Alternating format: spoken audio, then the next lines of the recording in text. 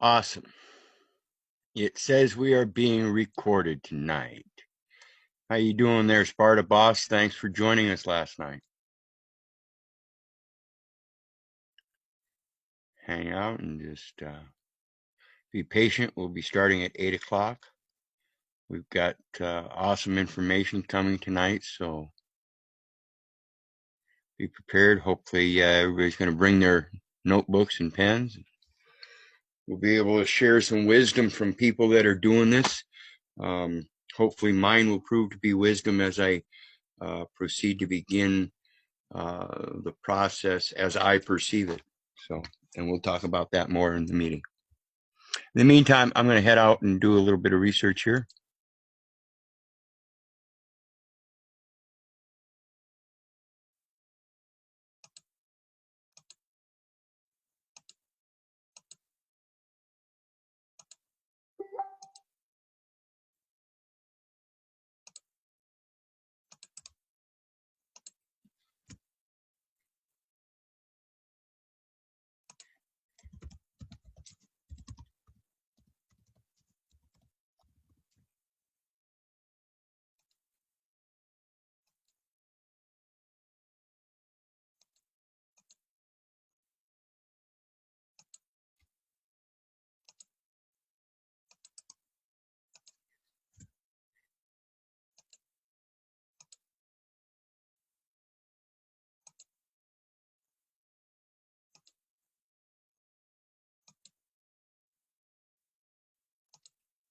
I'm going to throw some YouTube music on. Hope you guys don't mind.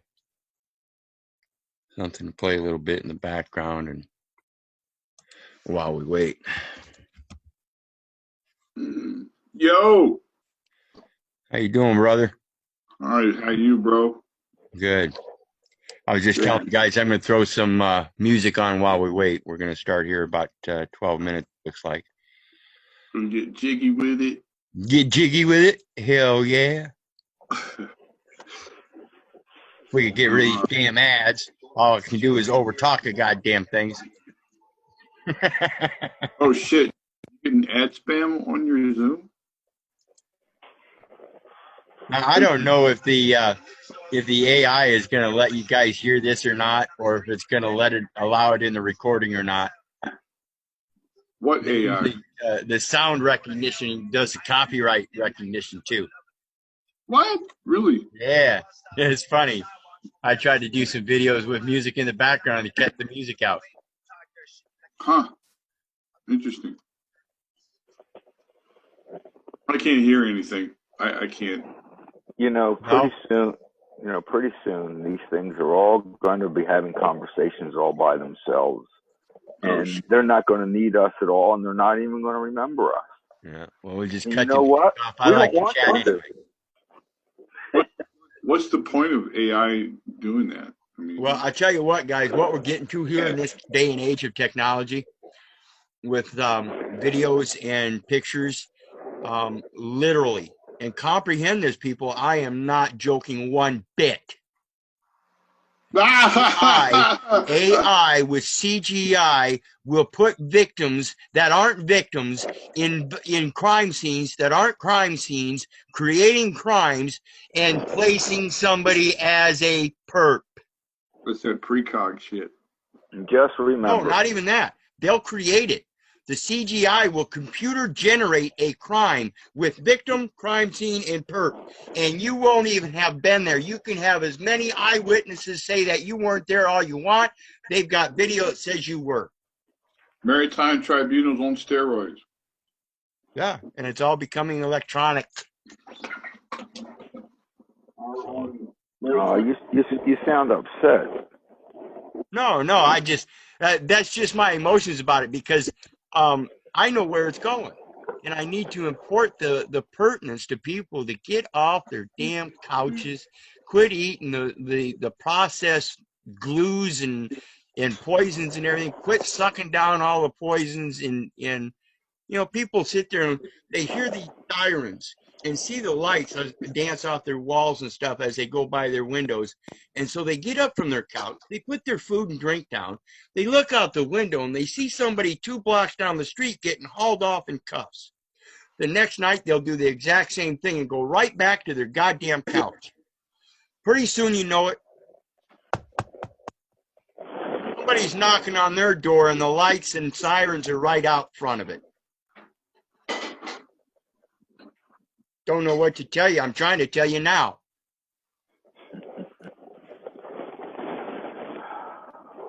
But no, I'm the lunatic. I'm pretty certain you're preaching to the converted in this group. Oh yeah, I know. I have a following that seems to be awake, but I've got to be aware of the new guys too. You know, the people that are just starting out and realizing it, so that they can fully comprehend the import of it even farther than what they are at the beginning stages. Because once they realize that, maybe that'll help them spread the message and pay it forward too. You know, exponentiate. I can only hope. And do my part. Yeah, I can only hope. And that's why I tell people, you know, and as part, Dave, I apologize. It's one of those things that actually distracts me from keeping on top of the PayPal and the Patreon stuff. And that is the fact, the simple, pure matter of the fact. I'm going to do this without any monetary system anyway. It's my duty. So, but I will work on remembering that stuff because I need it. Oh, it's your show, brother. Yeah, I hope so. You know, that's, you know, above and beyond any kind of monetary compensation or reclamation or anything like that. My ultimate goal is just to help do the best I can at my duty to point out the fallacies, point out the actual crimes, and like Derek says, you know, observe, record, and report. You know. Yeah, but you need Brad to do, you know, the basics and whatnot. That's why I say it's a doctrine of necessity. Afford equipment that you need to do what you're doing better. You know, deliver to more people and so on. Yeah, it was like you and I were talking. You mentioned the whiteboard or chalkboard. You know, I haven't. That would be a good help because there's a lot of times where I could put graphs out to show you how these banking transactions work through brokers and stuff. Because when you sign a check and you hand it over to somebody at the bank, they're acting as a broker. Okay? Now that broker is just like the durable power of attorney. In fact, when you assign to somebody to take care of your estate, you're doing the exact same thing. You're making an assignment. Well, how do you make an assignment? Well, that's the problem. You don't realize how you make an assignment, and that's what you're doing. Assignment. What did you mean when you signed a document? Here's some damn All money. relative. Did you mean to instrument? What did you meant? All basics of the words. I posted something here yesterday. It is with the content of the intent of the patent.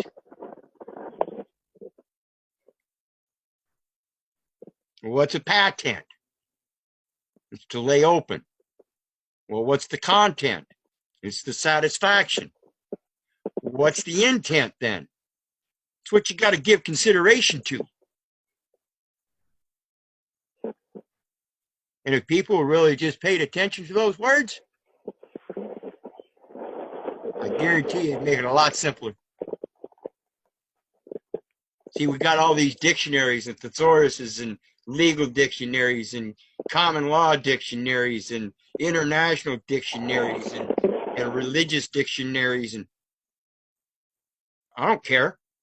Every last one of them goes on a definition, which is purely the opinion of another man. Nothing more. Why? Because the definition is based on your intent. In the beginning was Word. So I can sit here and literally babble, and they will take it as babble, but when I clarify it, it will prove my intent. So according to them, the common English is babble. According to me, their babble is legalese.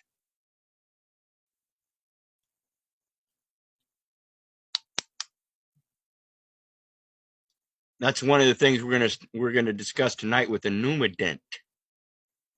Pneumodent, the grapheme and phoneme. Sounds like chewing gum. Say what? So it sounds like chewing gum, Pneumodent. Yeah. Did you see the letter that I sent you? The Pneumodent? Oh, Demand? yeah. Man, I modified. I told you I liked it a little bit. Yeah, I modified it a little bit to make it painful for him. Yeah. Under the pains and penalties of perjury, buddy. Painful for who? You know, the feds, the Social Security folks. We'll go into that another time. Keith has got something that is related to the subject at hand tonight. Good show. Get it on, brother. Let's hear it. Well, I want to make sure we get I told everybody we'd start at 8. My clock shows 7:57, so. Oh, okay. We're going to give them that fair chance to get on at 8, you know. You got a question? Say what? No. Yeah. No? So what? Oh, I thought y'all was going to clean the whole road. We were knocking it through and it did the exact same thing, so that's why I kind of got all the glue out.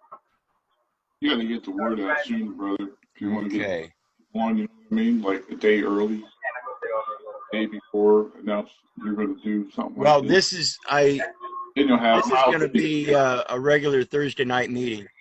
Right, I'm just saying though, set it up so you got 100 people waiting for you instead of 8.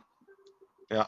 Well, that's why I say it's going to be a regular Thursday night meeting. It's also going to be. Let me find out what to do here. You can mute everybody. I'm going to mute everybody, guys. And then just, or I guess I can unmute myself. We'll see. Try it.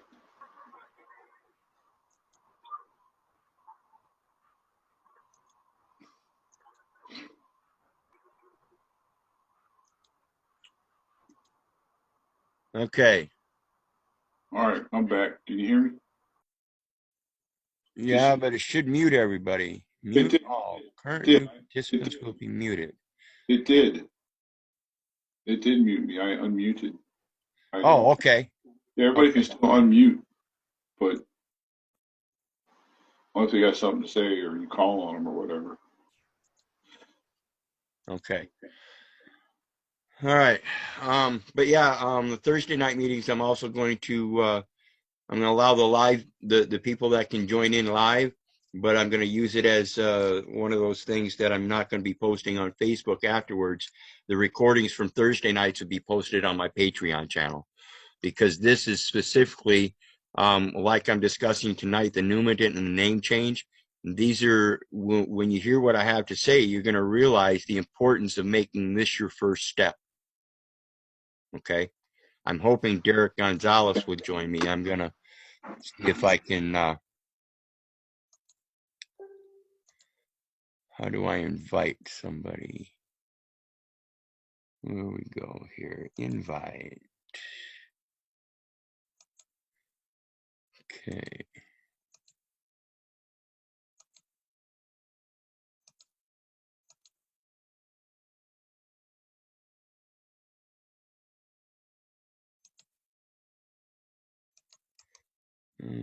Okay.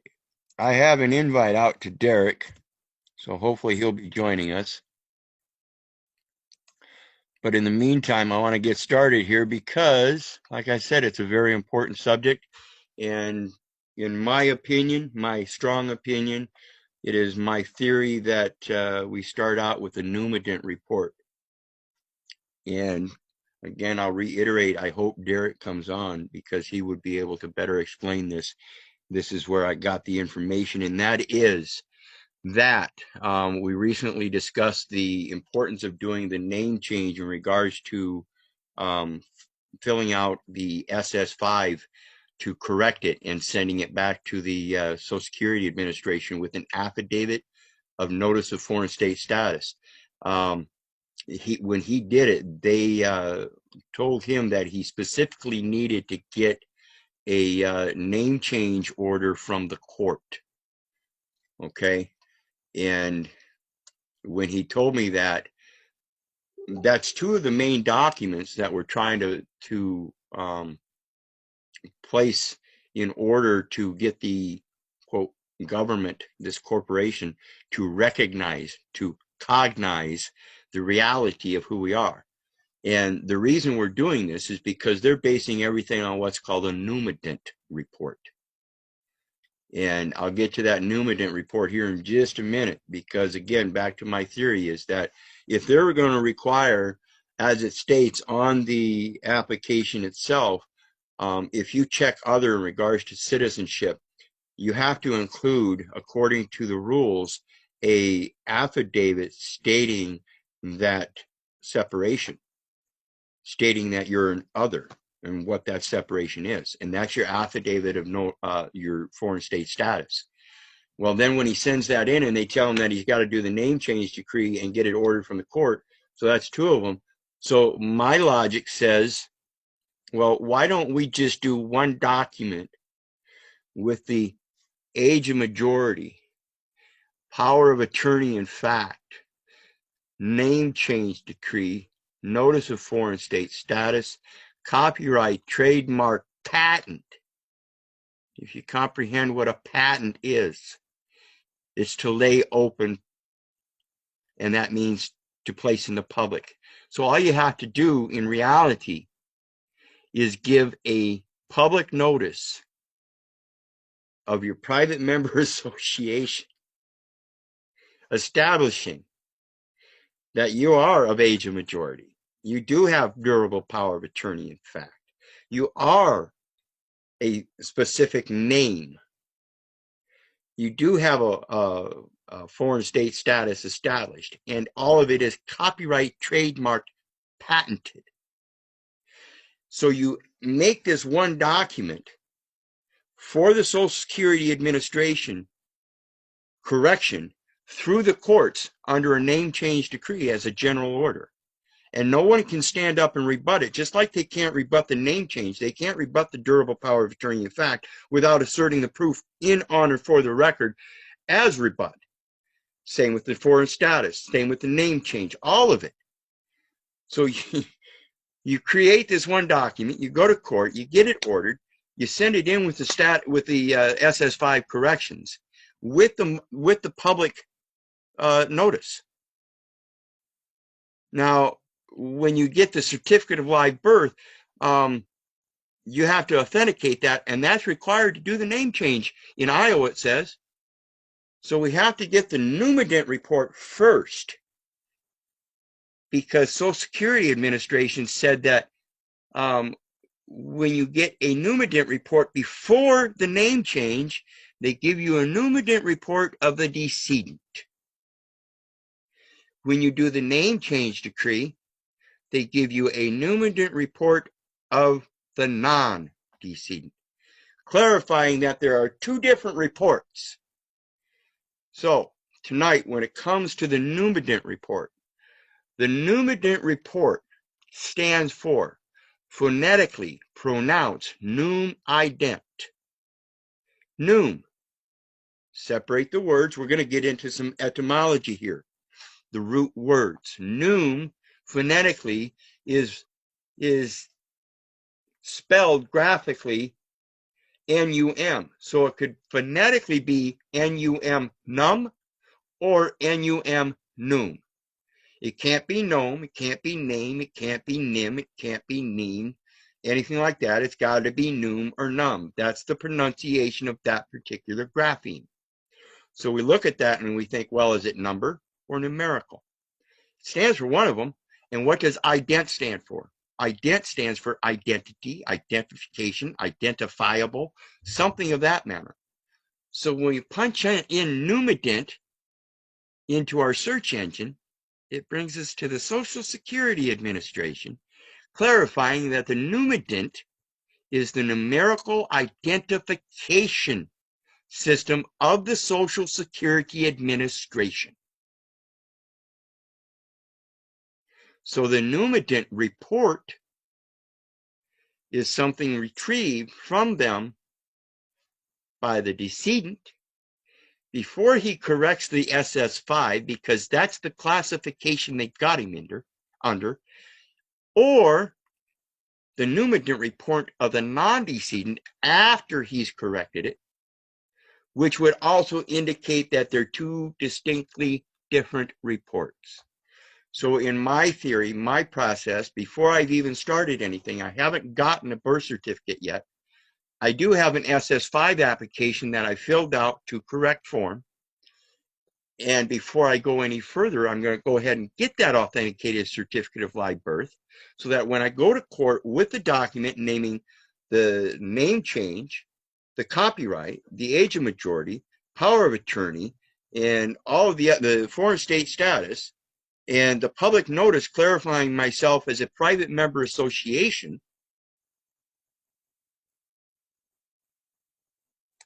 everything should be set. Now I should be able, through the authentication of the certificate of live birth, as we discussed here recently in 31 CFR, and I'll put this in the chat, 31 CFR, you can look this up and read it.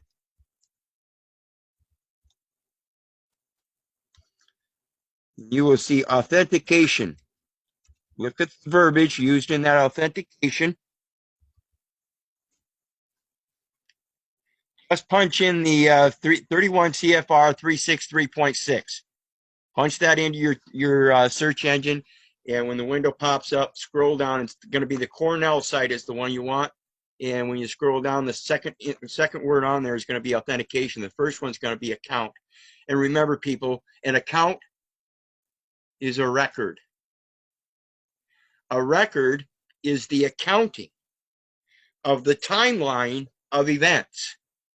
It doesn't have so much to do with the names and numbers. It's the timeline. First in time, first in line. Okay?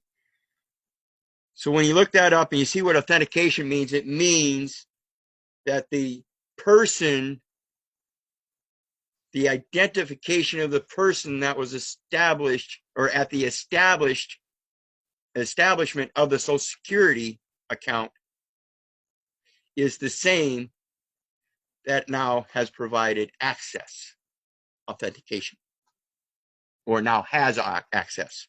Read that and comprehend what that means. Okay, now, when we talk about the, where is it?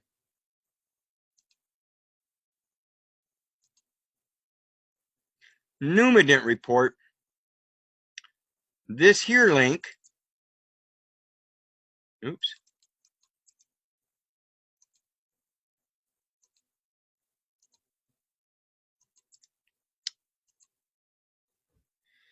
there's a link that I'm looking at now. And if you scroll down and look at that, you'll see it's got all kinds of information it wants on there. Make sure you're accurate. Make sure it's correct. It says request for numidiant printout. Complete and mail this form to. Make sure that you do it with a certified mail or registered mail. I think I would do registered mail. That's insured. International level. But you'll see it's got OEOFOIA work group. Come on. Well, let's just punch that in. OEO, Freedom of Information Act work group.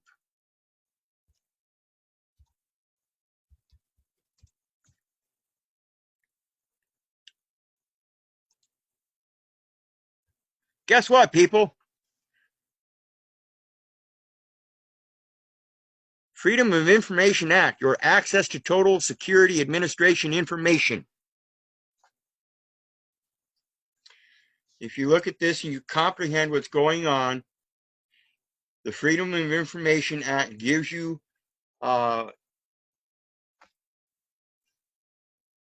access to public information that the Social Security Administration provides. That's it. And this is because all of the information that the Social Security Administration has to do with is securities. Every signature. Is it on the public side or the private side? Think about this stuff, people. This is important. See back for fees. To process your request for a copy of your Numident report, we need you to provide the following information: name, social security number, date of birth. If you do not know your social security number, please provide the following information to the above address: name, date of birth, place of birth, mother's maiden name, father's name, sex. What's that sound like, folks? Does that sound like information on a birth certificate? Precedent to the antecedent social security number. Birth certificate has to be established first. The certificate of live birth has to be established next. It's a chain of custody. The federal government has obligation on all of it. Title 18 of the United States Code, Section 8, obligations and other securities of the United States. And the Social Security Administration is a state administration under federal regulation of securities. Plain and simple. So you can either fill out the name, social security number, date of birth, claiming that it is a copy or that it's your social security number, which it's not. It's the number of your person. So if you want to fill this out correct, you put your name grammatically correct in the grapheme form, Keith Orland, stop, space, little. Date of birth, it's not, and actually you can cross out name and put given. Cross out name and on top of it put given name. Date of birth, epoch of life. Thanks, Jeffrey. I love that one. Instead of date of birth, it's epoch of life. Beginnings. Place of birth. Nope.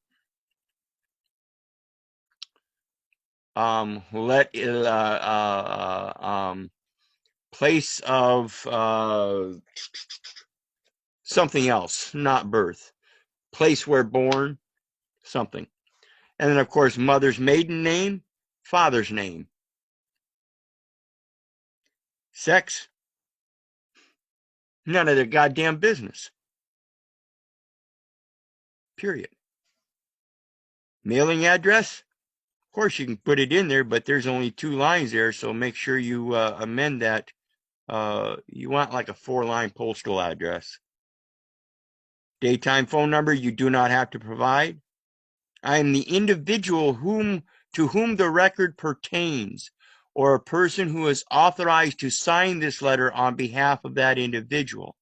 I understand that any false representation to knowingly and willfully obtain information from Social Security records is punishable by a fine of not more than $5,000 or 1 year in prison. And here it says sincerely. Down below it's got a line and then a space and then a line, and then below that it says signature and then date. Sincerely, we can put after sincerely something intelligent like signature guaranteed, not authorized signature. As we learned about the medallion stamp program, signature guaranteed. If you want the Numident printout of a non-program purpose, private, The charge is $16 if the SS number is known, and $18 if the SS number is not known. So there's $2 difference if you don't know it. Now, if you do not know your Social Security number, you can put down below here a note somewhere or in the sidelines. Remember, we are the overwriters of the Social Security Administration's insurance underwriting, because that's what they've done. They've underwritten things, and that's why you have insurance underwriters. They are writing things under the original bond, which you all you have to do is overwrite their insurance documents, forms, papers, instruments. Wisen up, people. Learn the words, grapheme, phonemes, phonic sounds, the differences thereof, all that stuff. It's important. So just realize what you're doing here, though. Just put a little note in the side marks here. Social Security number of my person is known. It is as follows. It is as assigned on the card that I hold in due course of being the intended recipient. Sounds logical to me, and they're all simple words. I think a lot of people, and I did this myself, they get overworked in it and their emotions. And it sidetracks you from the reality of the situation. The only thing to fear is fear itself. When you start implementing your research into learning things by experiencing them, by practicing them, so you can gain the wisdom of those experiences, so you can put forth a better experience next time you do it. We need to do this stuff, people. And it says you may pay by check, money order, or MasterCard, Visa, Discover, American Express, or Diners Club credit card. Payment should be enclosed with this request. It says should. It doesn't say has to, must, shall, may. It says should. Well, I can't pay. I can include, however, a document giving verifiable information that is already in, on, and for the record. So a subpoena ducis tecum is not required. As it's written, so shall it be. Claimant's exemption of fees. Is this not a charge? Is that not known as a fee? Do I not have a right of discharge, which you are not recognizing until I correct this numinant record and such? Yeah. See that, because that's what it is. This is a false record. My brother Jeff put out a very good document pertaining to this, pointing things out. They will recognize it. They will recognize the error of their ways. And this is all very important. So, yeah, I like that, David. Inception date. Exactly. Okay. So anyway, this is a form that you can find online. I gave you the link. And when we're creating these, when we're overriding these documents, I think what we need to do is we need to get used to the fact that we are creating these. Anytime we take a document from them, we have to comprehend the commercial aspect of offer and acceptance. Okay, this here is a request for numinant printout. Okay, that means they're offering you the availability of a document upon request. So you accept that offer. Now that you have accepted the offer of the offerer, you now have the ability to amend the contract, terms and conditions, by placing your own conditions on it. It's called conditional acceptance. So what you do is you accept it, put your conditions on it by overwriting, line iteming through things, and then writing over what was crossed out, bringing it back to the reality that what the superiority of the way these documents work is that the handwritten supersedes that which is typewritten.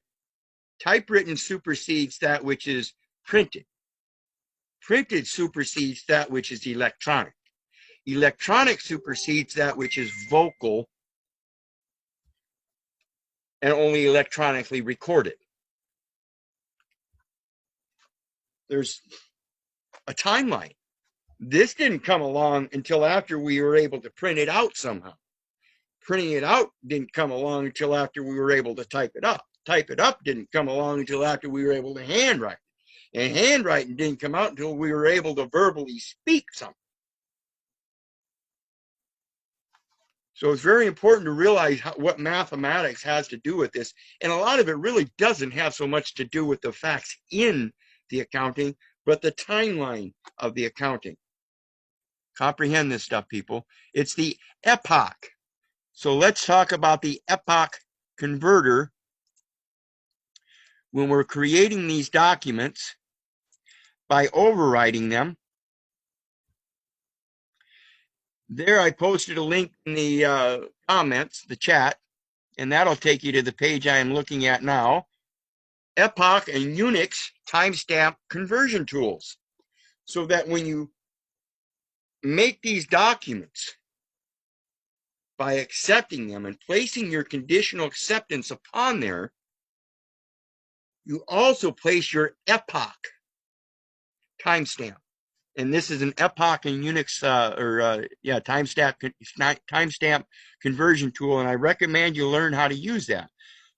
It'll show you what the current Unix epoch time is, and that's a digital number that you can use as identifying number of the timeline and when you create your documents. It's very useful. Now who's the keeper of the records? Okay. Okay, I'm going to close that one out.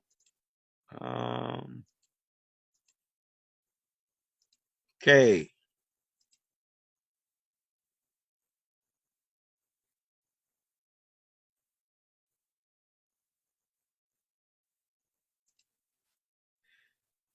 And here we go. This is Social Security numbers, Social Security numeric codes acronyms.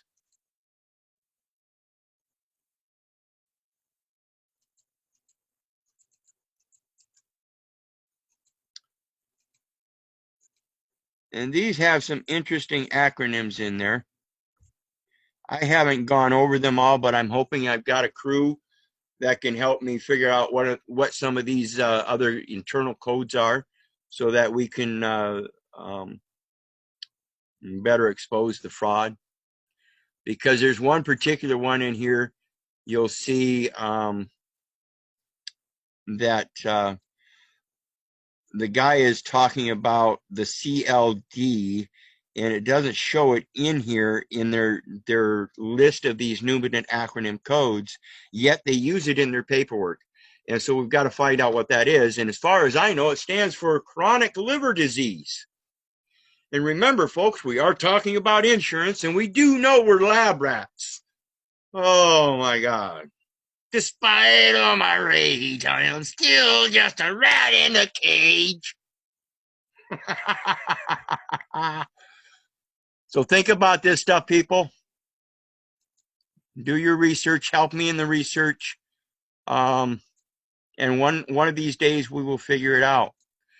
In regards to your genealogy and stuff,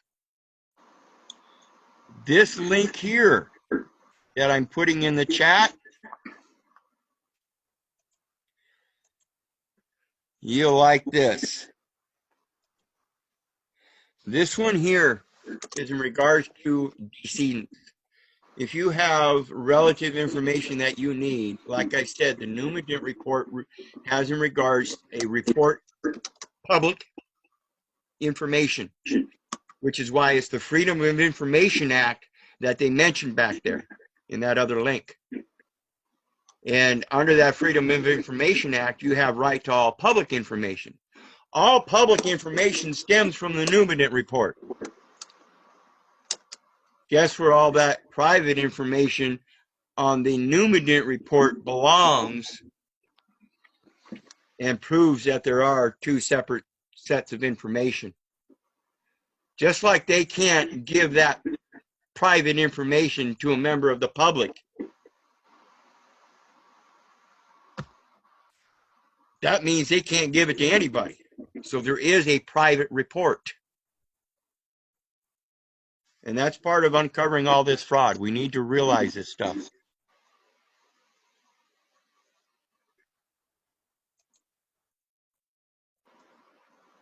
Let me see. And here,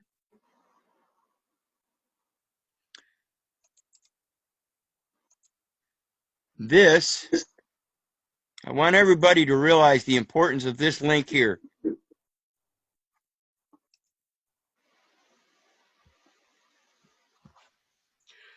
Look at this link and tell me why the Newman death records are at the National Archives.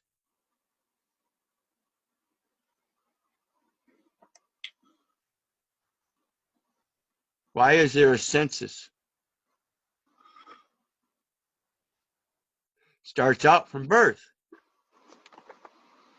That's the origination of your Newman as originally assigned. The IMF. So who's the IMF? Didn't we discuss this the other night? The International Monetary Fund. Got it. Now, why has the International Monetary Fund got National Archives of American Nationals through Newman death records from Social Security Administration? Because it's required under military occupation that they know who is occupied. Exactly. And what are occupations? Accountants, lawyers, tax agents, Doctors, insurance agents, doctors, teachers, doctors, automobile dealers, automobile manufacturers, bakers, Department of Motor Vehicles, We're gonna end Department of that. Transportation. They all, every last one of them, is violating your right to ingress and egress. Okay? Now I'm going to open the board here. I'm going to unmute everybody. People that have background noise, please mute yourself.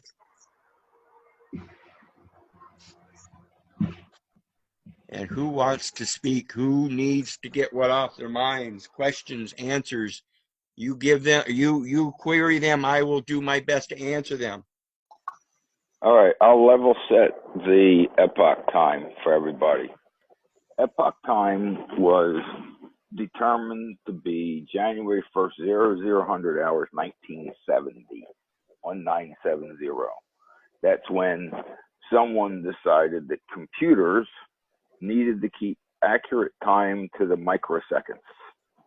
And therefore, when we look at an epoch time vis-a-vis Unix time, we're talking about milliseconds or microseconds, actually milliseconds for the most part, since that event took place. So if you're born before 1970, your epoch time will have a negator in front of it, a negative sign.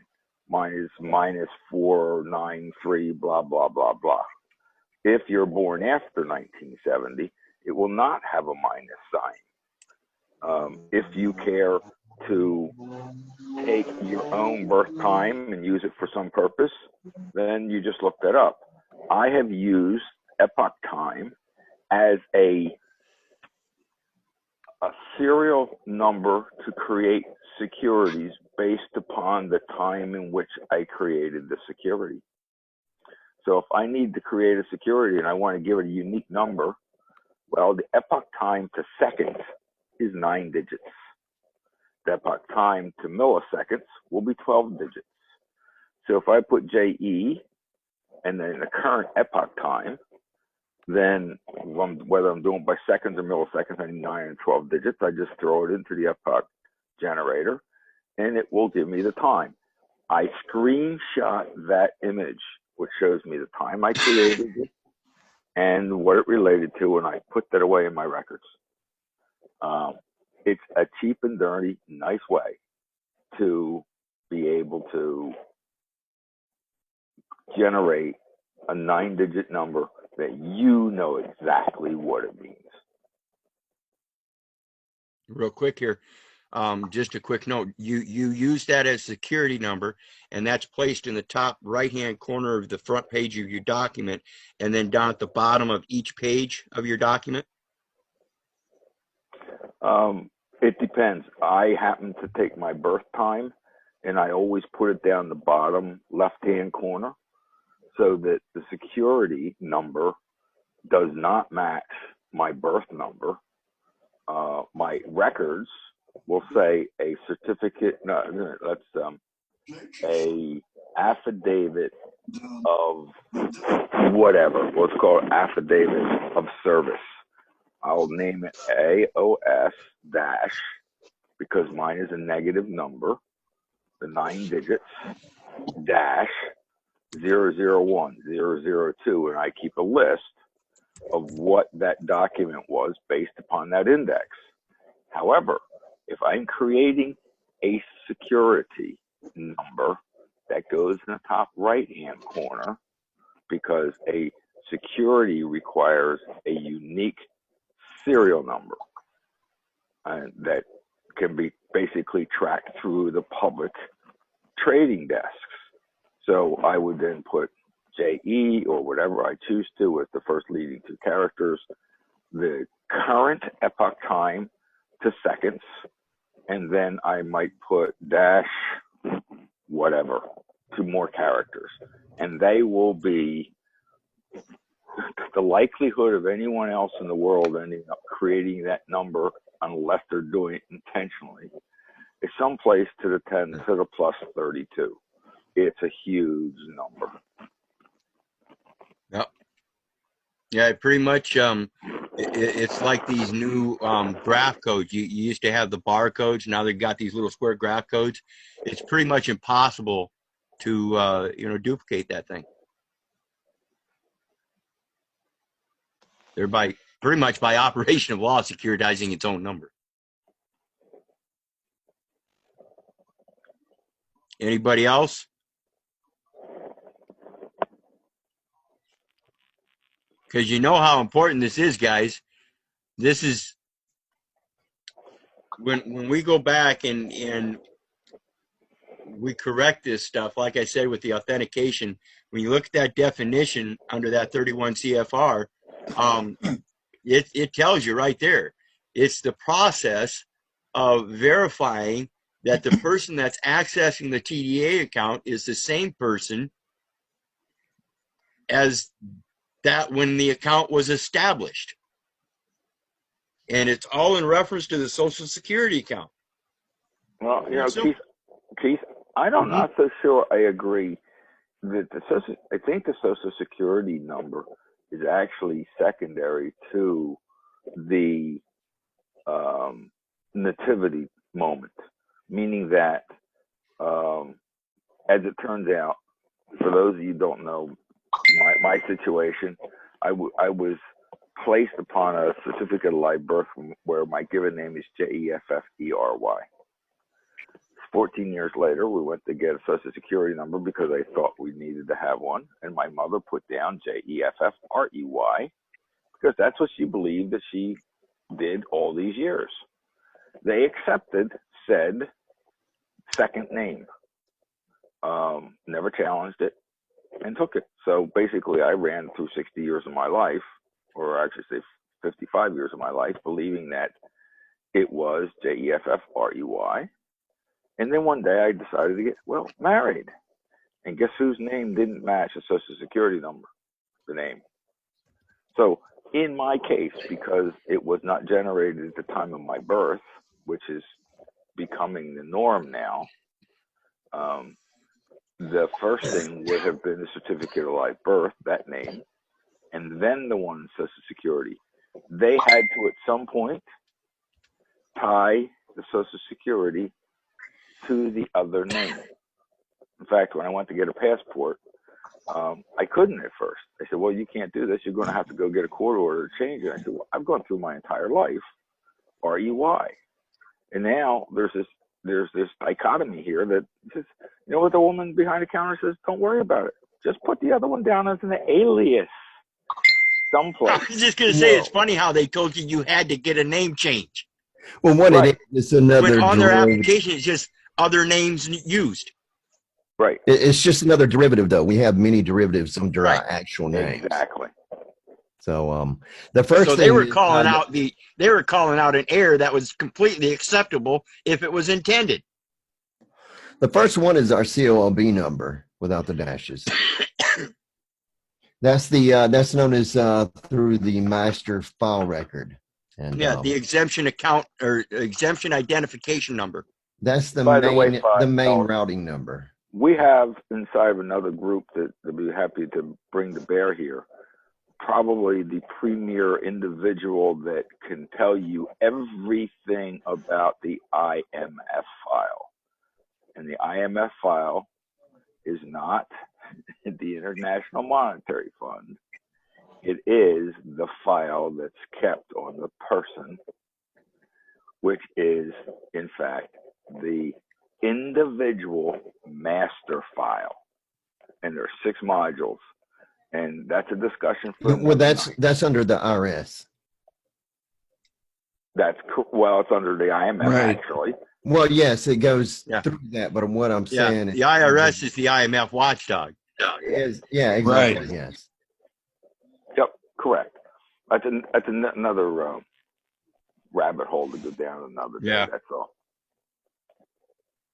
Well, awesome information, Jeff. We appreciate that, because it's pertinent to be able to, not just do these documents, but give them a way to recognize it in a language that they will speak. It's called legalese. It's your own style. Oh, by the way, for those I did the Numinant ID, and I overrode it, as Keith would call it, and it's been 100 days without a response. Yeah. So now I'm going to have to basically... There's a reason for the delay. Right now, currently, the DOD is requesting Numinant numbers because they're preparing for a draft or a potential draft. And so the DOD is requested for the Social Security Administration Office to provide a substantial amount of Numinant reports. And because of that, you'll be 60 to 90 days out and possibly longer in order to get a response. I'll yield the floor. Thanks, Derek. I thought that maybe I would basically default them for not having responded because failing to respond is a federal crime. Correct. Under but you what? never know. We got that damn Emergency War Powers Act. Yeah, under what is it? What is it a crime under? I'm going to have to go look it up. It's basically five.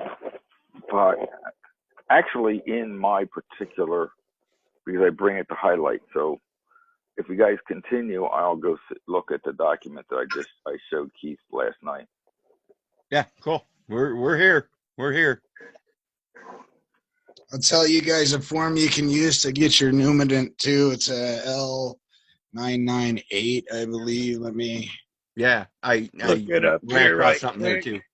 I'll give it to you guys. Let's see here. Bear with me a second. I'll mute up. What'd you say that form number was? It says L998, but he's looking. A second, brother, and I'll give it to you.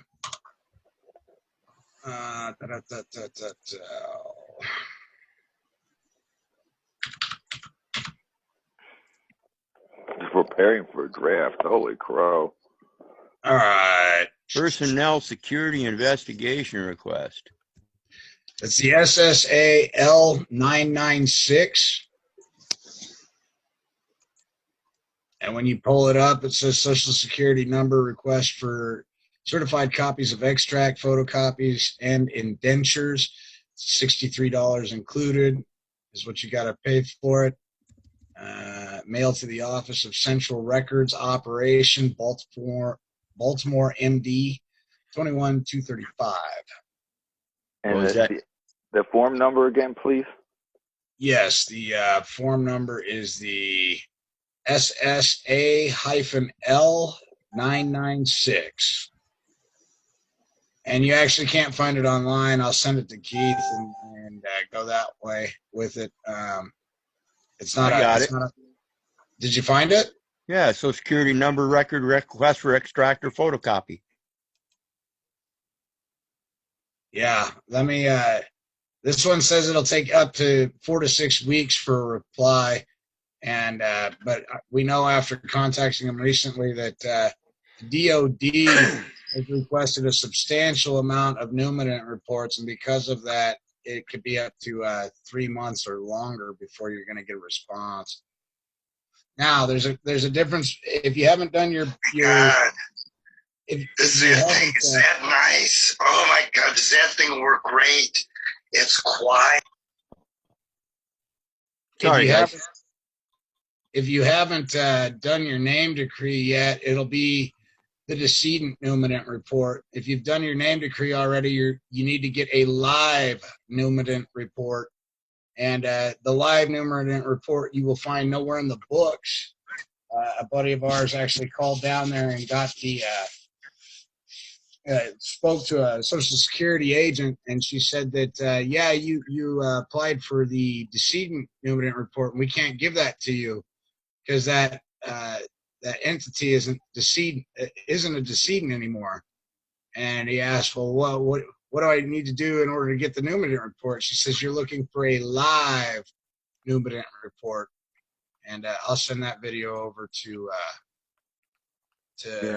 Keith as well, and he can share that with you guys. Which is the certificate of live birth?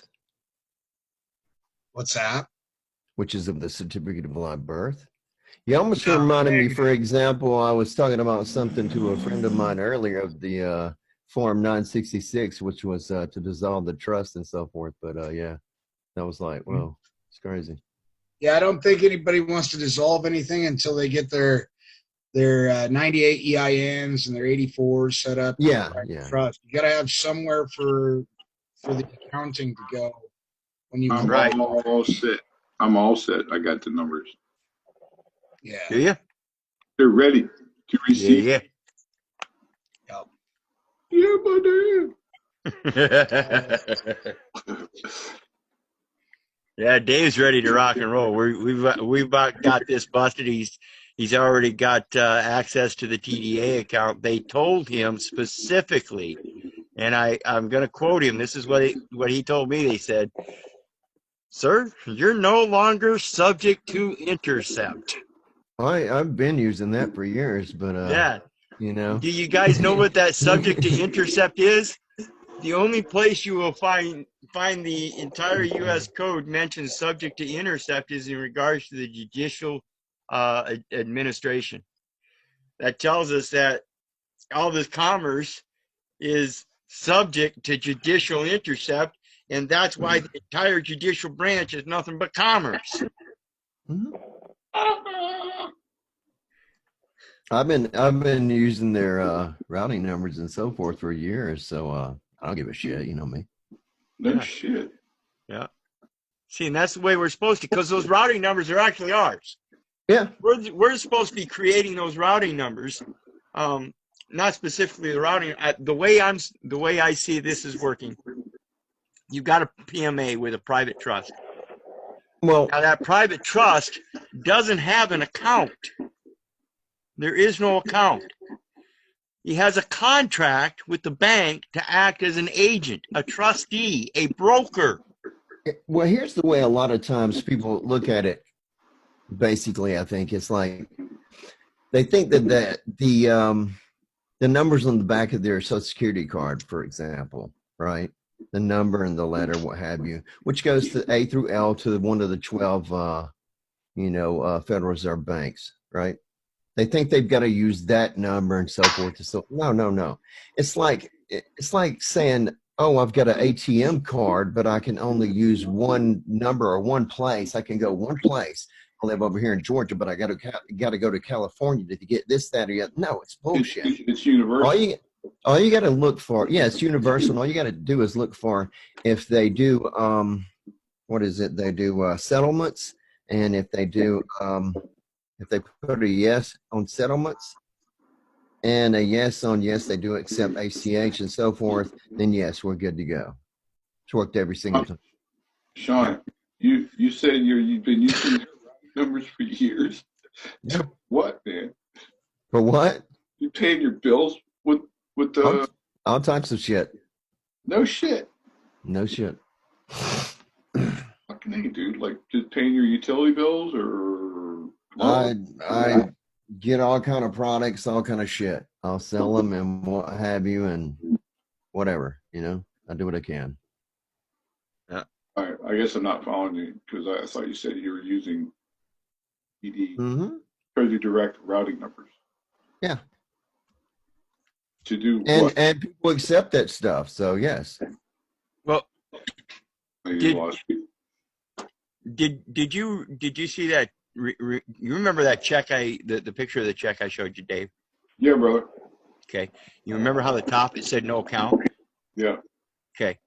I want people to comprehend here. The last one, by the way, was $606, so that should give you an idea. For who? $606.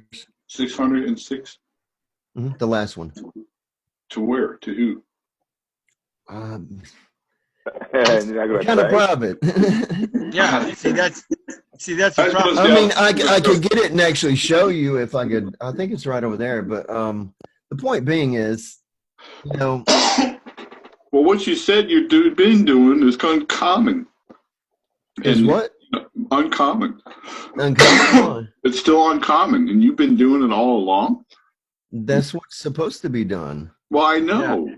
I know. Hey, you remember that picture of the check I showed you earlier, Dave? Yeah. He's been to the UN twice. He's been doing this quite a long time. And if you look at the construct of the check, you'll notice at the very top it says no account. It's not a bank account. Comprehend this. It's a contract with the bank. Okay. Roger. And what his position is he's got a private member association, private estate trust. And he's made a contract with a broker to perform a transaction. That transaction has to have assignments. It has to, the duties that he's required to do. Those duties are as a trustee. He's making this broker liable. He's no longer liable. And in the formation, remember, this is very important. The information that's on that piece of paper of the contract says no account, so it's not an account. It's not a record. It's an instrument. Okay? When the bank has you go fill out for an account, that's what you get is a record. That's it. You get an accounting of your transactions, and it's given by because you're an authorized signer. You get authorized signature by the bank that gave you authority to do so. Well, so that same authority limits the records that they're going to give you, unless you're in the proper capacity. They're going to be the ones that are going to draft and draw the instruments from that point on. If you carry the correct capacity, you're the executor. You execute by drafting up the order to pay and transferring it to the broker who is now liable to do the transfer. I mean, we really already have it, but the thing is, there's so many things that people don't realize. For example, when they pay with a credit card or when people pay with debt notes and so forth, a check, doesn't matter. They're underneath, they're going to cancel that out because you paid in debt. You paid a debt with the debtor tried to. And then the FDIC, for example, is going to pay for that under their insurance policy and so forth. They're going to pay for that, and they're going to put you under dishonor every time you pay for the, and we don't even know this stuff. Yep. Exactly. And there's so much. It's not just double dipping, it's double dipping, triple dipping, quadruple dipping, and so forth, you know? Yeah, it's 30 it's year insanity. maturity date.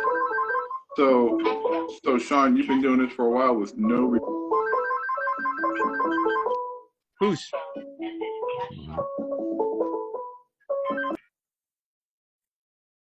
Sean, so you've been doing this stuff for years with no reversals. Yeah. You gotta unmute, brother. Yeah, correct. My phone was ringing. Sorry about that. Man, that is so cool. I was getting a call. Well, I'm ready to start doing that myself. A lot of us are. Yeah. We just got to make sure that we're doing things proper. And I mean, I can tell you stories. I mean, for example, I did actually, if you want, well, I don't know if you want to say buy, but I did do the Tesla thing years ago. You know, this was years ago. And the thing about it, I had, you can even check this out if you want to, with Jonathan in New York. I'm trying to think of his last name, Jonathan New York from Tesla.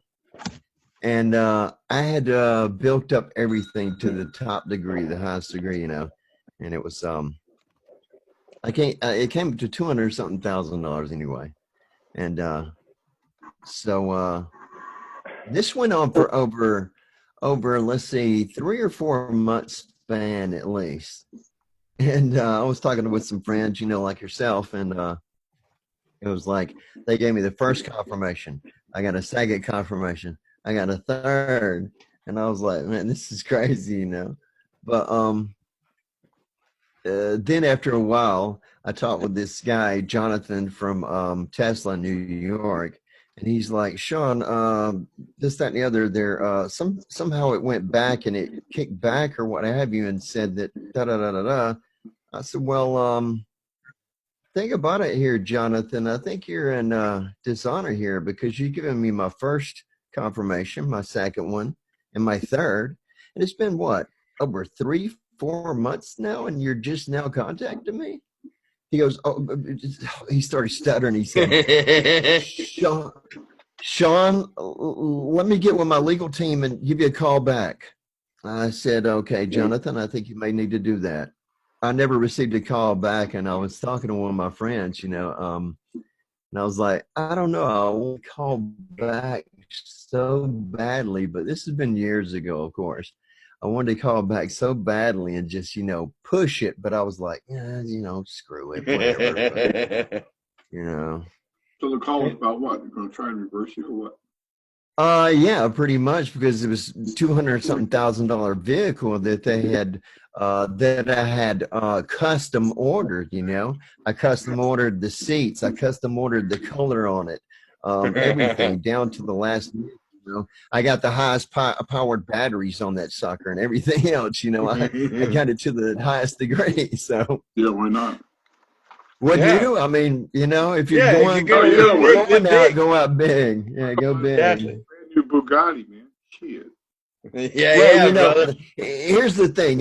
I would have went Bugatti or Bentley or something else, or, you know, Lamborghini, something. But the thing about it is, you don't see a whole lot of them saying we accept ACH, which is Automatic Clearinghouse. Now, here's the thing about ACH that I must get to you real quick. It doesn't have a 21-day period for it to go through. It doesn't even have a 3-day banking period to go through. What does it have? It's automated. Automatically goes through automatically. Yep, I was talking about that in 31 CFR 363 as well. It's all electronic. Yes, and it's AI. And anytime you get a supposed reversal, it's a bullshit supposed reversal. I've thought about going into a dealer and filling out an application. I know I'll be approved. and then go on a permanent test drive. Well, you know, there's a system on doing that too, and going through, but you have to, you get the sticker price and get the sticker itself, and then you get the 1040V. Patrick and I were talking about it like years ago, and the 1040V. And Patrick did that, but the thing about it, I think Patrick got a older vehicle or something. But anyway, I mean, he still did it. But yeah. You're talking about with the MSO, right? You didn't register nothing, right? You just got it with the MSO. No, that actual sticker that's on the actual car, you know. Bill of sale, bill of lading. The bill of lading, bill of sale. But that's not the actual CFO. It's not the CFO, but the CSO and everything. They never want to give you that, so you have to write up for that later on and everything else. But yeah. So you can't ever drive off with that. But supposedly now, he said that you go in, and I've been wanting to do this so bad. He said you go in, and they're going to have the 1040Vs, which is for the voucher, on hand. And if they don't, you can download them or what have you from, you know, the actual dealership. So. No shit. They'll have 1040V pre-filled. Well, it's not. I don't think it's not pre-filled or anything, but you know, it's there for the.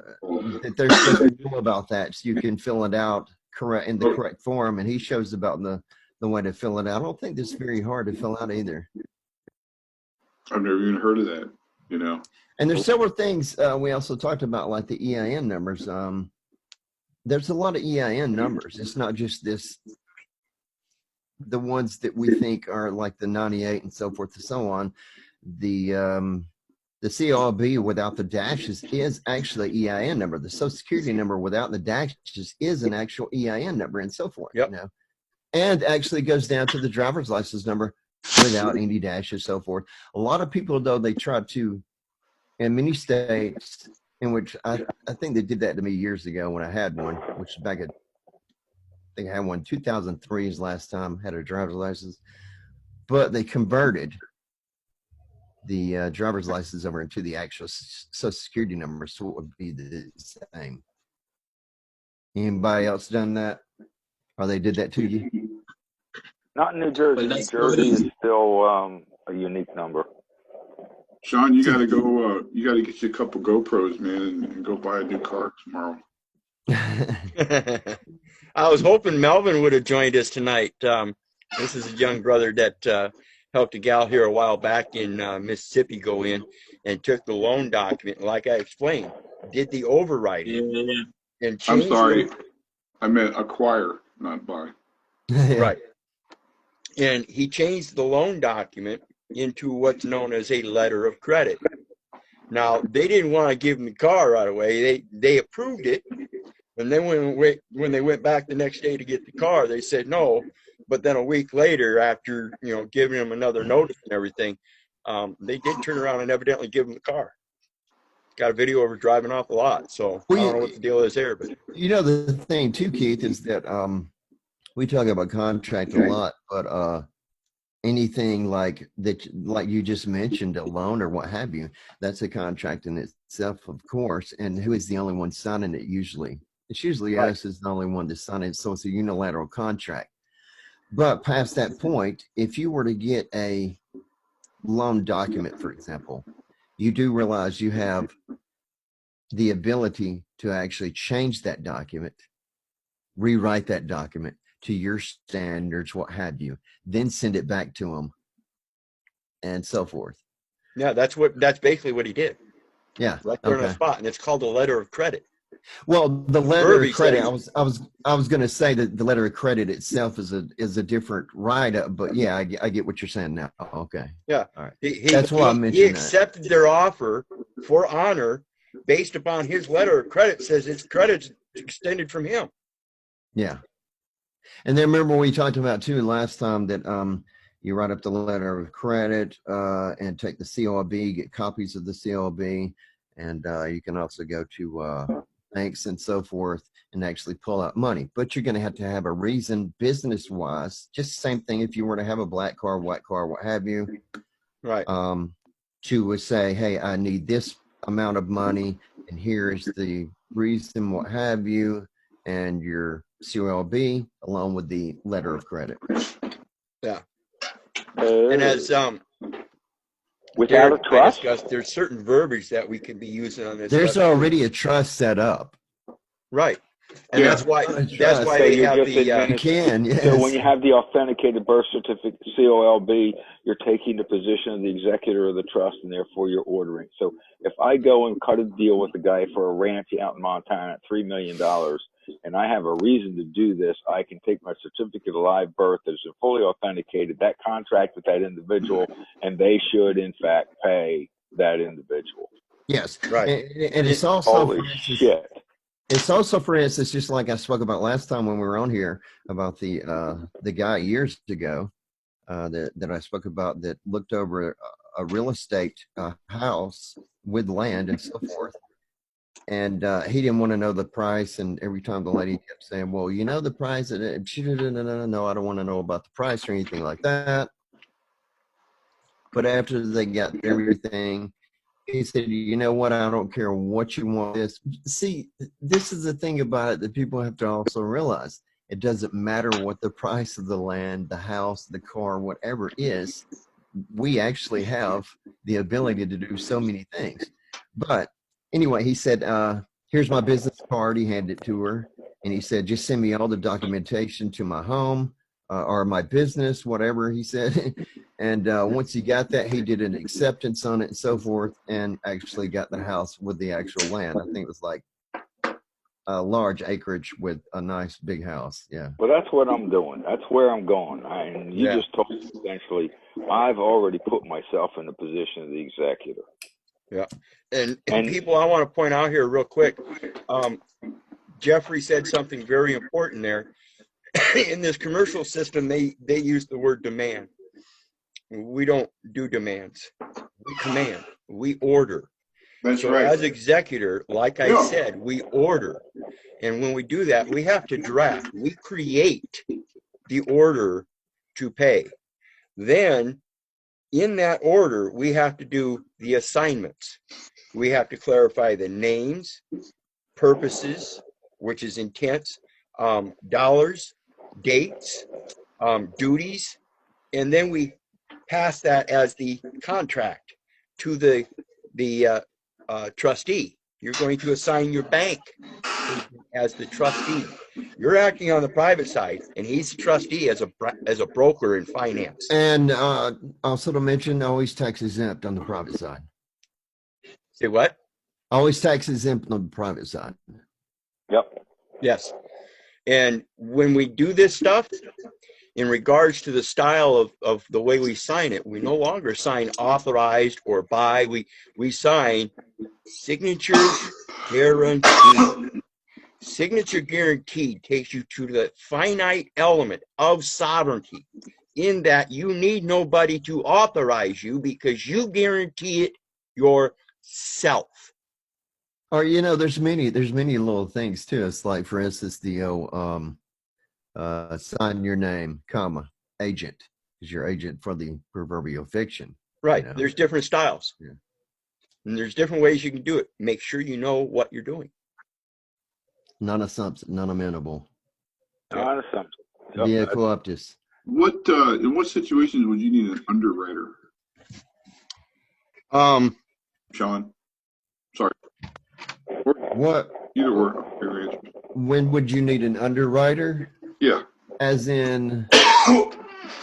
Just transacting business, like maybe trying to finance. You're going to build 200 houses on 100 acres. Build 200 houses on 100 acres. Yeah. That would be something I would have to sit and think about for a while, to be honest with you. It's not something I could just set up a trust for it and do a letter of credit. Do that. Well, definitely. And I think it would be more than just a, I don't know. I could, you got some things that I could bring out. I mean, it's like, it reminds me of the old white card. Remember the 6 social security numbers I spoke about, for instance, Keith? Yeah. To get a white card, you have to have 6 social security numbers. And how are you going to get 6 social security numbers? Really? A trust, of course. Is that the white card thing you're talking about? Yeah, white card is way above the black card, and then above the actual white card is supposedly the purple card, but I'll be damned if you can find a lot of information on that. With the by a whole country, right? Yeah, probably. The purple card, you're the one standing there handing out the account book. We're going to keep the record. Man, that would be badass. Well, that's what your private membership association is, guys. We just got to start on a lower level. You know, instead of getting a card from somebody else or a white card from somebody else or a purple card from somebody else, imagine if we just come up with our own goddamn card. Yeah, pretty much. I mean, you know, here's a thing here too, and you know, here's something I hope right. Here's something right here that I hope is going to enlighten minds like crazy, because you need to think on this level. Okay, you ready for this? Yeah. Okay. Hit me, baby. Now we can look all over the whole entire world because it's being done, but let's just look here in America just for a little. A very good example. Let's look at all of who has bought up for many years now, all the motels, the hotels, the convenience stores, and so forth around everywhere. I wish it was me. Now, who is that though? Does anybody know? The Arabians. A bunch of Indians. It's the Indians from India, but they are one family, supposedly, which are known as the Patel family. Yeah.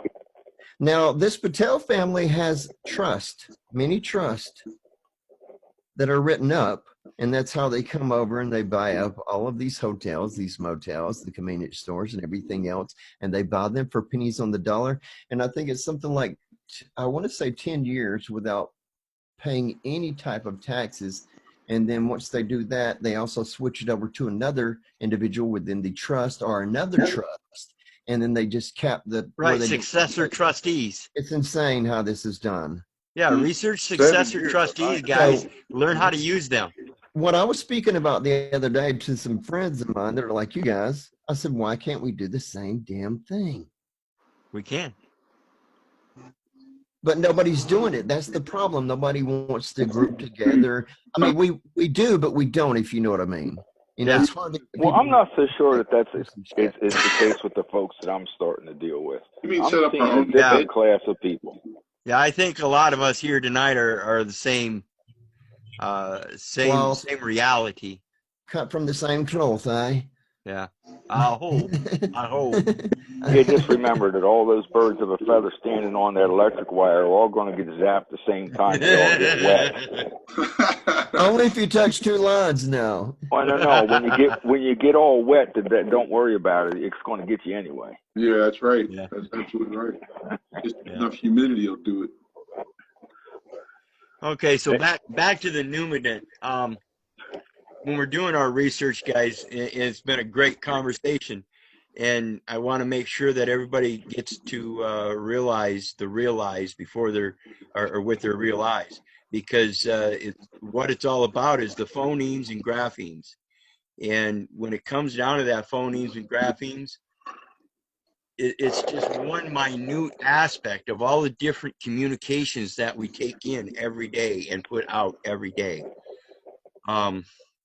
But it's one of the most important aspects we need to start paying attention to in these words and expressions. Yeah, I was about to say, what about learn how to draft our own stuff? And what about that word Numidian in by itself? Numidian is name, numero, name, number. They both mean the same thing. Name is number, number is name. And another thing that should be acknowledged is the word dent. Dent means teeth. Teeth in you. Yeah, a couple different ways to do that. Yeah. It's just like identity. Not a lot of people now. A lot of people laugh at me when I speak about this because I came up with it many years ago and I noticed what they were doing.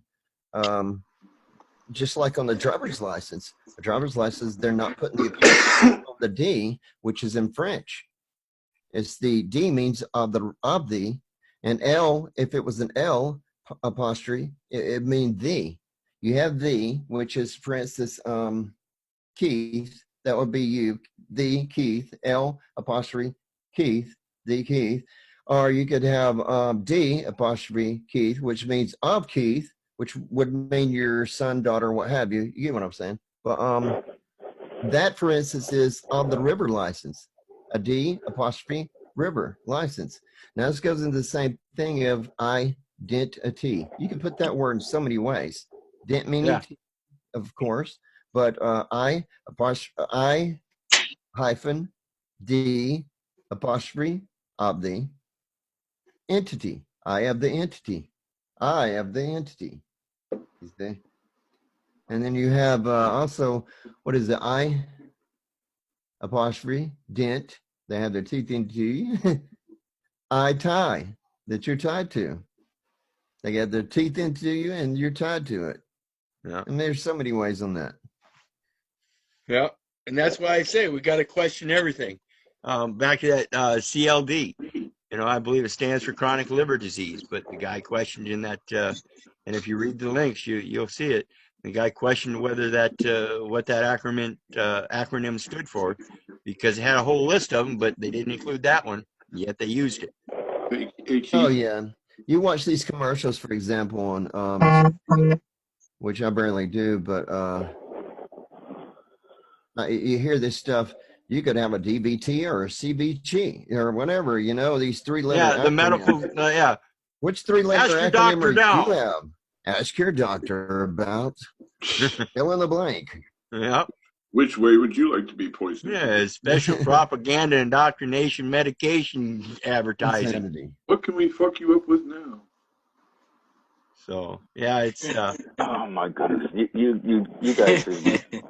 Maybe you should ask your doctor about. Big page. It is a good picture. Hey, Sean, I have one quick question. Do not take. Those are the best words in their disclaimer. Those goddamn commercials. Do not take. You know what's funny? This one kills me right here. If you're allergic to Avantin, don't take Avantin. Yeah. What do you say, It's Jeff? like, really? I'm curious, does Sean get his name decree? Mm-mm. Nope.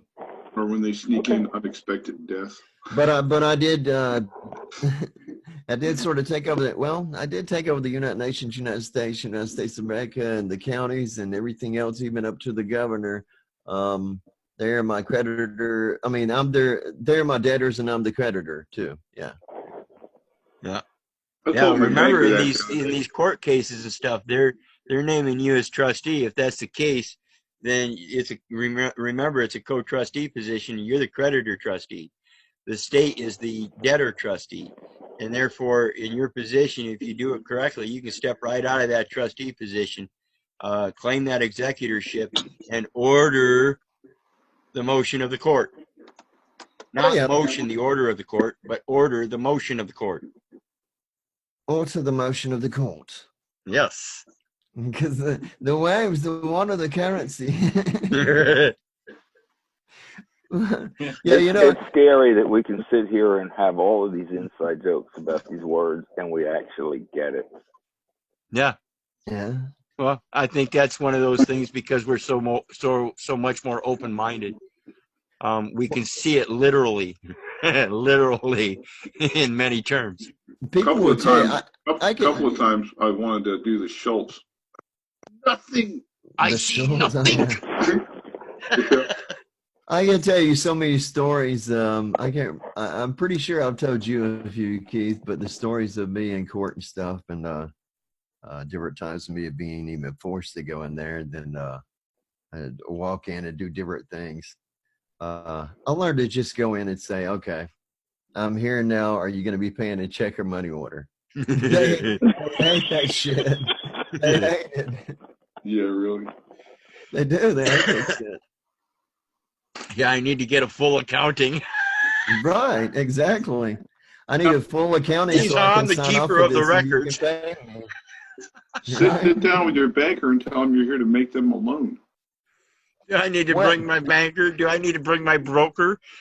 Well, here's the thing about it. You can actually go online and see publicly that they're my debtors and I'm the creditor to them too. So it's not like they can go deny it or anything, you know. So it's like, here you go. Because I keep some in my wallet also, you know. I just photocopy the shit out of them and keep them in my wallet. Yeah. I got a few of them in my wallet. What, FRNs? No, for example, just the you know, you got the private side, you got the public side, and so forth and so on. Well, I know this one is old and it does look old, but yeah, it's all crinkled and shit. But there she goes. You know, the debtors, United Nations, United States, State of Georgia, County of Carroll, Governor Perdue. You know. No shit. There you go. Yeah, he patented that shit. That'd get you out of a pinch, wouldn't it? It can indeed, yeah. Yeah. Haven't had to use it yet, have you? Actually, quite a few times, but you It's know, like, I haven't had to enforce it, I guess I could say. Yeah. it's like having Jimmy Hoffa's. Well, business, that's right? the point, right? Exactly. The Yeah, hammer over their yeah. head is more effective than hitting them once. Yeah, pretty Why don't much. you get me a Jimmy Hoffa business card? But you know, we do want to get paid, and this is why we come up with these. Well, it's not one reason. I mean, it's one reason we do anyway. Come up and get in these groups and so forth, because we're oh man, there's so many things. It just boggles the mind, because we could talk about this all day. But the thing about it, they have made it so complicated, and plus they've changed chess pieces over to here, there, and so forth. They're not going to make it easy, you know. And it's Yeah. Yeah, we were just talking about that today, me and my roommates. You know, it's why we've got to stay on top of this stuff, because as the years go by, the wording and legislation has changed on us. And Yeah. as we come along and we find a remedy, all of a sudden the laws change and it cuts off that remedy. And that's why it's so important to comprehend that there's more than just one way of doing this.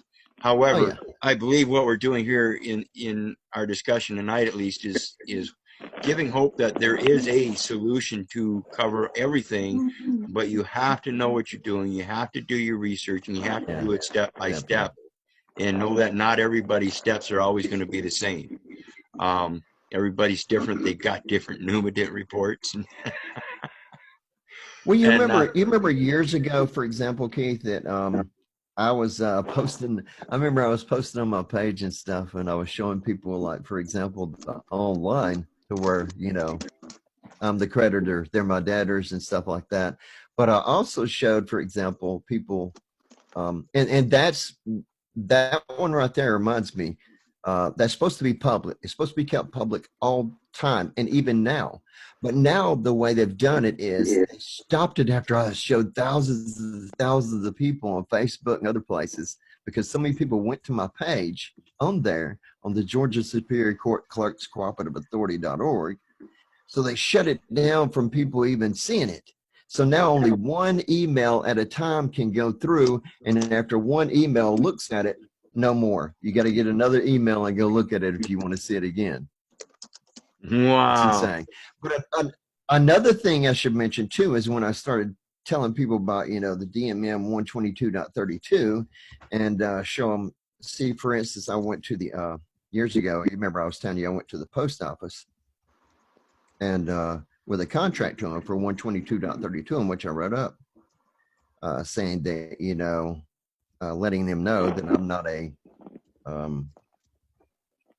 a DC resident, in other words, you know, and all those stipulations on that. I've sent it to you before. I'm not sure if you remember it, but anyway, they changed that whole thing over after I started showing people.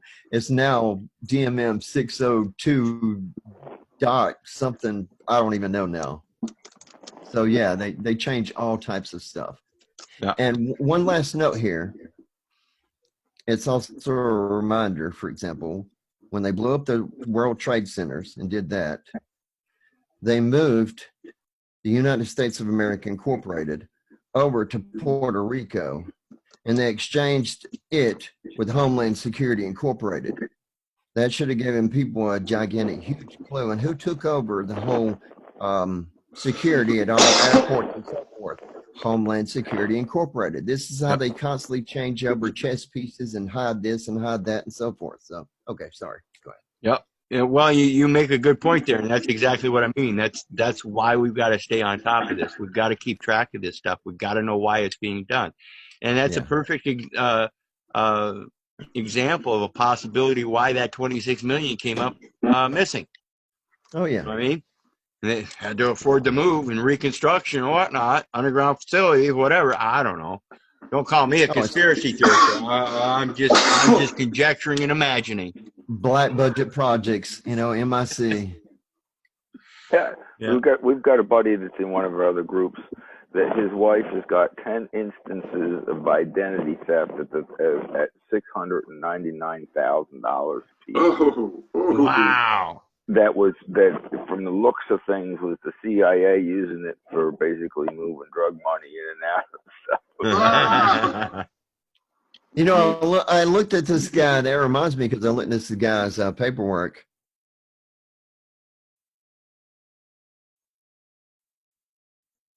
Uh-oh. Did we lose Sean? Home and land. And foreclosing on him. But they created the security note for $523 million and something, you know. Holy crap. So essentially, when they went to go get them foreclosure, they were looking for a judgment on $500 million. Yeah, and when you're, but they're not going to tell you that, and that's underneath. But the thing about it is that I told him he needs to go and get the securitized going. How do you put this? Through the FTC and the SEC, go do a claim on that. Yeah, you know. And I think it's through the one of them is the 1083, I believe it is, or something like that. Too many numbers to remember, but I believe so. That's one of them. But there's many other ones. I think that 1083 is $10,000 and up, and that's way above that level. But yeah,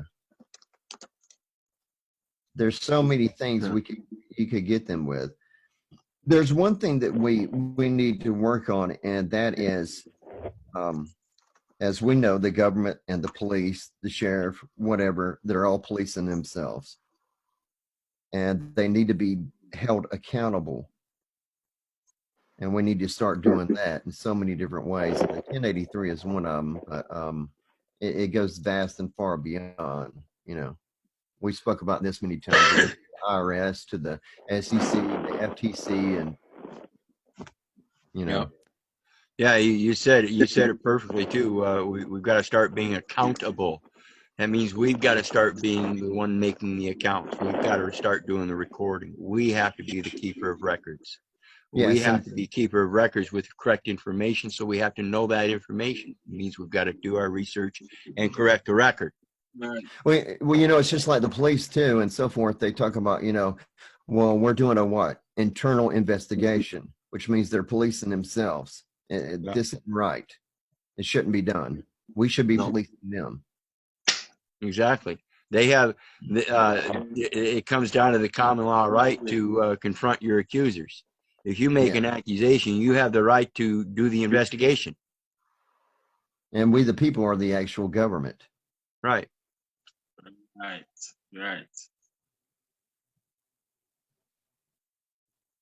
Yeah, remember that, people. They don't give any powers unless we extend them. And when we come to the point in age where we realize they've been extending them, it's our duty to act as an adult. If that's what we really think we are, we need to act as an adult. And like I said, take that sovereignty back as the individual. I'm not accountable to anybody, so I guarantee you my signature. Keith, will you please drop the word adult? Adult means adulterous. What you need to do is act like a man. Well, behave like a man, yes. Adult actually means adult, A-D-O-L-T, which is an idiot. Not too bright. Yep. Yeah. And you remember when we were talking about children, I said, I talked about chilled, C-H-I-L-L-E-D, in a frozen form. And then Ren means the best you could ever be in your life or something like that when I looked up an old text. Is that what you're saying in the word adult? Adult? You're no. a stupid adult. A DOLT. Adult, Keith? Yeah, well, wait a minute. ADOLT, yes, is a dullard. And A equity dullard. will not aid the dullards. But What? adult, ADULT, comes back from adulteress or adulterer. And that is to mangle, to dollarize something is to mangle it. Actually, an adult is a actual adult, a stupid, someone that's stupid and foolish or what have you. But we could also look at what you reminded me of something right there. What is license? A license makes you what? Licentious. Now look up the word licentious. Yep. And we have to remember too, people, there's aspects of the phonemes and graphemes that change things around, like I said earlier. When we look at certain particular words, particularly in English, we realize that there are many words that are spelled the same but sound different and somehow mean different things. And there are other words that are spelled differently. Compound words as well. Or the letter so-and-so is silent. Exactly. Well, take that, like Cat Williams said, well, take that silent motherfucker out then. I before E except after C, and why is it KEITH? Yeah. Yeah. Well, anyway, folks, it's getting on to 9:30. I appreciate everybody stopping by. I did drop a link in there for my PayPal account. If you guys feel anywhere gracious at all, please, I would appreciate it. In the meantime, like I said earlier, this is one of those things I'm going to do every Thursday night, a live meeting to discuss the process as I go along. So hopefully by next Thursday, I'll have my something done in regards to the Numident report, retrieving that so we can go over it. Hey, Keith. Meantime, remember, if it wasn't for you guys, I wouldn't be doing this. God bless. Hey, man. Go get your certificate of live birth authenticated, 4 or 5 of them, so we can do business. Will do. Will do. Will do. All right. I've Remember, got mine guys, authenticated myself. I've got 2. I'm not allowing anyone to authenticate it. I'm going to authenticate it. I'm the signature author. Guaranteed, brother. I'm the author. So, and the what do you got there, Stephen? Yours is authenticated, full faith and credit. Yeah. Yeah, me too, man. To whom these presents may come. I have 3 of them sitting in my back pocket too. One of them I carry 24/7. Now I've got to take one and turn it into a ranch for my wife. There you go, brother. I have the observation and activity. Since my mother was there and she had full knowledge. Yeah. So. Aren't you supposed to keep the originals authenticated, fully authenticated? No, the originals. That's what you want to turn in as the original security for discharge. Okay. For everything that's been discharged, expunging of record, everything. I thought you'd use certified. You're going to correct that Numident record, and that means transferring all those funds that were errantly deposited. Now, where are you going, for example, to get your Numident before you go? There's a form you fill out and send it to the Social Security Administration. Okay, because I haven't heard of that one. COLB should we have fully authenticated COLBs? I've got 2. Right. See that's what I wondered about. I've got 2 of those and like 6 certified. Not that it matters. I can get more. You know. That link is one. Oh, okay, that's when you put that one in. All right, got you. So that's emancipation. Social Security record request. See, you remember me telling you also that you remember when I think it was when you turned 17 here, you're supposed to go and fill out the Social Security form to get your Social Security number back then, and also sign up for selective service. Remember I was telling you that, Keith? Yeah. And then I told my dad, my dad's like, you need to go up there and you need to go to the post office and fill out for your Social Security number and your selective service and all that crap. I said, I'm not going up there, and I didn't go. And so he went up there to the damn post office and put that shit out for me and signed my name, man. Right. Yeah. That's fucked up. Hey, well, that's a contract that you can just say, I didn't sign that, boy. Exactly. Yeah, you weren't a party to it, so. Well, Were you not like that, but up until the age of 18, after 18, you can renege on any contract that was made while you were a child or made by somebody else as an unconscionable contract. Yeah. I mean, at this point in time, though, how does he get proven that, no, it was not me? And I don't know. Just By signature. Actually, by signature. Hey, the guys. date is all that matters. Attestation. All right, guys. I'm gonna head out, but I'm gonna give you one quick little bombshell, help open you things up in your mind here in regards to the Numinant, and that is the live born statement done on the correct side of the name change. Decedent Numinant, non-decedent Numinant. You have that non-decedent Numinant. You don't need a passport. No shit. Create your own passport. Got it? So I got something that would be something superior to U.S. What are you saying there, bro? What he's saying is go and get the name change. Deal with correcting the name decree. And that's senior to passports. That's senior. Remember. I said earlier that in Iowa the law reads that you have to have a birth certificate. You have to present your birth certificate with the name change in order for the court to accept it as an order. It's got to you got to have two verifying documents. Okay, and so those are your two verifying documents, which is the same element that you need when you use a U.S. passport and need a visa to go to a country. What is the second one besides the COLB? You were saying the decree. Your decree, your name change decree. You're saying this elements of the identification. I'm showing my separation. Oh, I thought you were saying actually to get the name decree. My bad. Okay. No. You have to present the birth certificate with the name change decree for the court to accept it as that order. Okay.